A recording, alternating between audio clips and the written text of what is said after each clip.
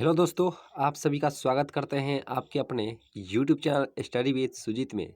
तो दोस्तों, आज हम लोग बायोलॉजी के महत्वपूर्ण पाठ मानव जनन के संपूर्ण ऑब्जेक्टिव क्वेश्चंस को देखने वाले हैं। तो इसमें हम लोग बोर्ड मॉडल क्वेश्चन भी देखेंगे और बोर्ड परीक्षा में पूछे जाने वाले प्रश्न भी देखेंगे। तो कृपया इसे लास्ट तक देखिए। तो आइए स्टार्ट करते हैं। आज का पहला प्रश्न है, इनमें से कौन जन्मदर नियंत्रण की शल्य विधि है? ट्यूबेक्टोमी, वेसेक्टोमी, सी है ए और बी दोनों, और डी है इनमें से कोई नहीं।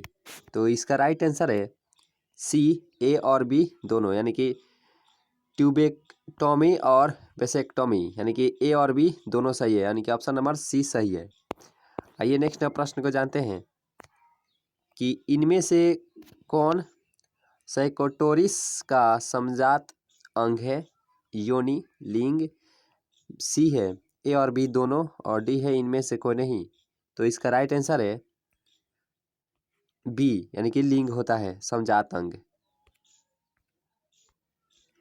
मासिक चक्र पाया जाता है मनुष्य की मादा में, स्तनपायी मादा में, प्रीमेट की मादा में, और डी है इनमें से कोई नहीं।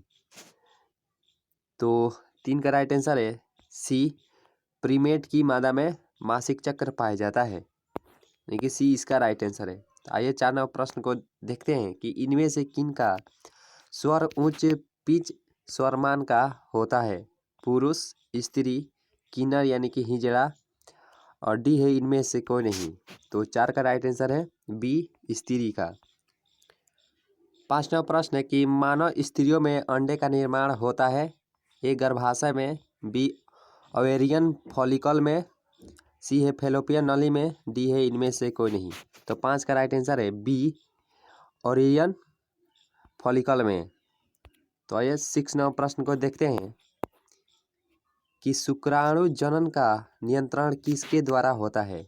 एंड्रोजन, एस्ट्रोजन, एलएच, और डी है इनमें से कोई नहीं। तो 6 का राइट आंसर है ए, एंड्रोजन में शुक्राणु जनन का नियंत्रण होता है। 7 नंबर प्रश्न है कि एक्रोसोम निम्नांकित में से किसका समभाग है? गॉल्जिकाय का, मानव शुक्राणु का शीर्ष, मानव शुक्राणु का मध्य भाग, और डी है इनमें से कोई नहीं। तो 7 का राइट आंसर है, यानी कि ऑप्शन नंबर बी, मानव शुक्राणु का शीर्ष होता है। तो आइए 8 नंबर प्रश्न को देखते हैं कि एस्ट्रोजन और प्रोजेस्टेरोन स्रावित होता है अंडाशय में, वृषण, अपरा, किडनी। तो 8 का राइट आंसर है सी, अपरा में एस्ट्रोजन और प्रोजेस्टेरो स्रावित होता है। 9 नंबर प्रश्न की एक्रोसोम भाग है डीएनए का, आरएनए का, शुक्राणु का, और डी है इनमें से सभी का। तो 9 का राइट आंसर है सी, यानी कि शुक्राणु का एक्रोसोम भाग होता है।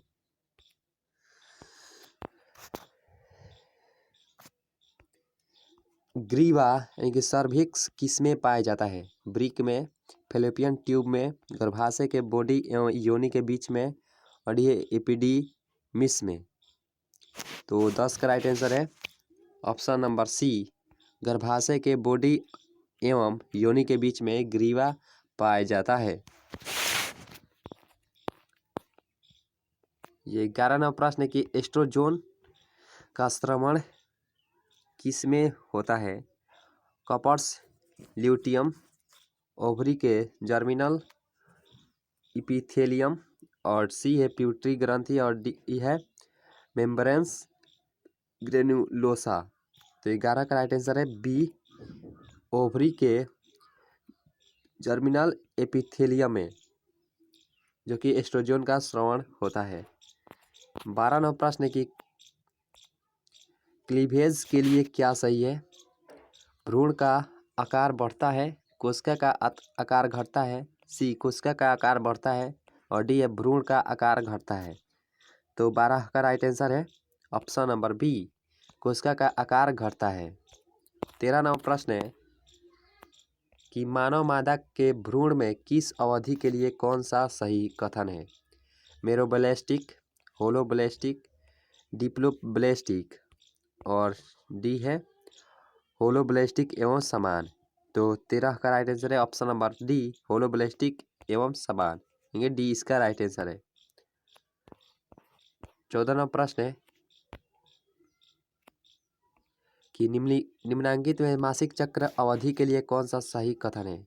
अंडा का सृजन यानी कि 5वें दिन, इंडोमेटेरियम का पुनर्निर्माण 5 से 10वें दिन, इंडोमेटेरियम द्वारा पोषक का निर्माण इम्प्लांटेशन के लिए 11 से 18 दिन, और डी है प्रोजेस्टेरॉन स्तर में वृद्धि 1 से 15वें दिन। तो 14 का राइट आंसर है ऑप्शन नंबर बी, इंडोमेटेरियम का पुनर्निर्माण 5 से 10वें दिन हो जाता है।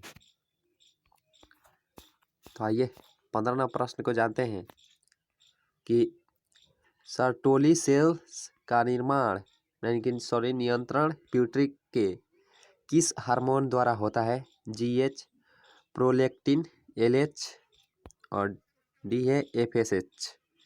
तो 15 का राइट आंसर है ऑप्शन नंबर सी, एलएच में एस्ट्रोजन सेल्स का नियंत्रण प्यूटरी के हार्मोन द्वारा होता है।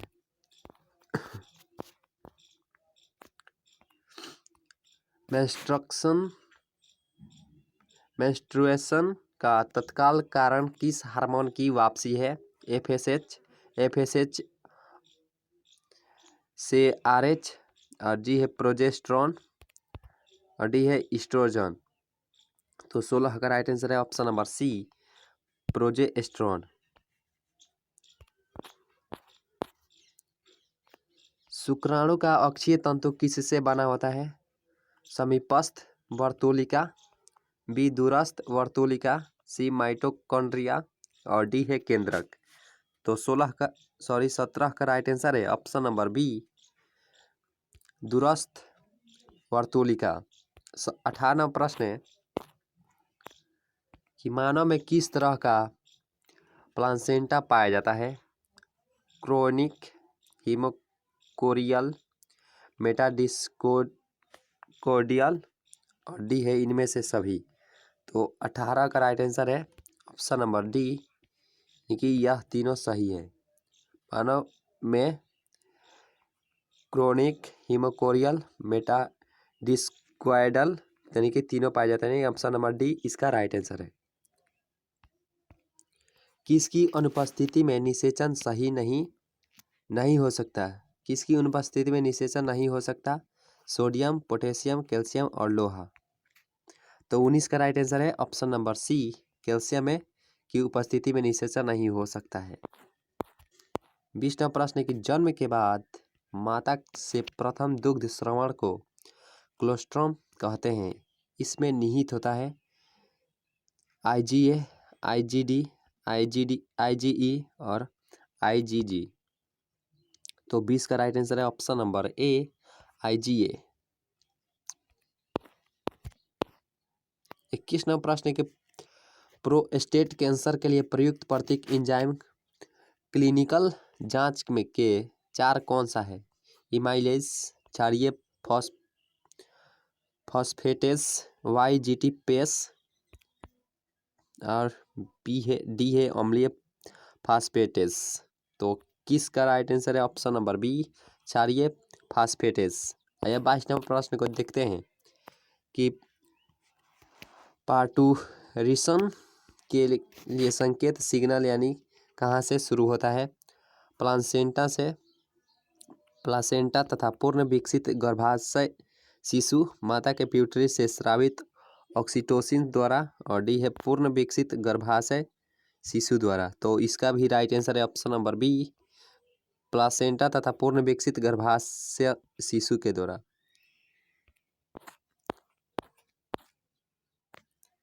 गर्भाशय के किस महीने में गर्भाशय शिशु गतिशील होता है तथा सिर पर बाल उग आते हैं? चौथा महीना, 5वां महीना, 6ठा महीना और 3रा महीना।